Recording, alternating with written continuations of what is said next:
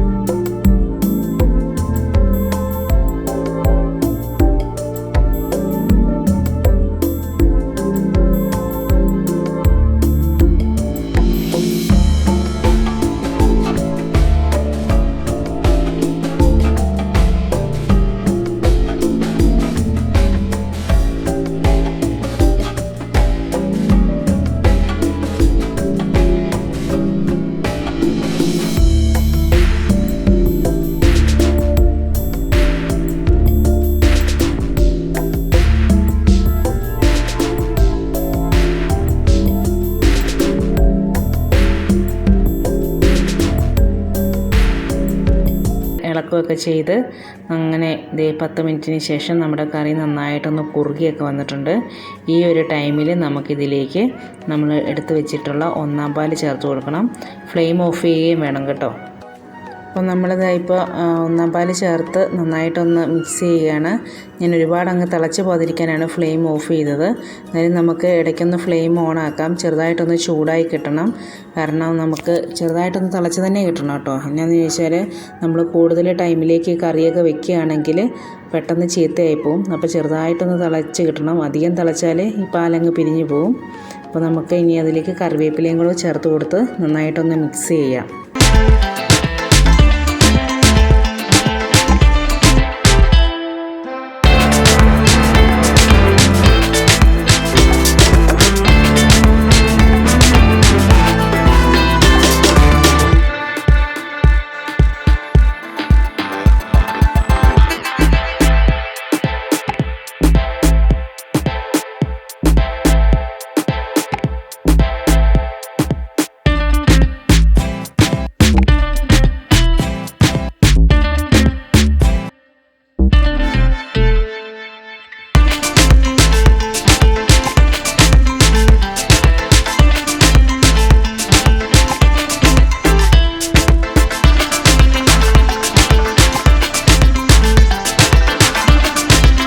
ചെയ്ത് നോക്കണം.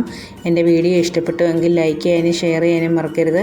എല്ലാവരും എൻ്റെ വീഡിയോ സബ്സ്ക്രൈബ് ചെയ്യുക. സബ്സ്ക്രൈബ് ചെയ്യുമ്പോൾ തൊട്ടടുത്ത് കാണുന്ന ബെല്ലൈക്കൺ അമർത്തുക. അപ്പോൾ താങ്ക് യു.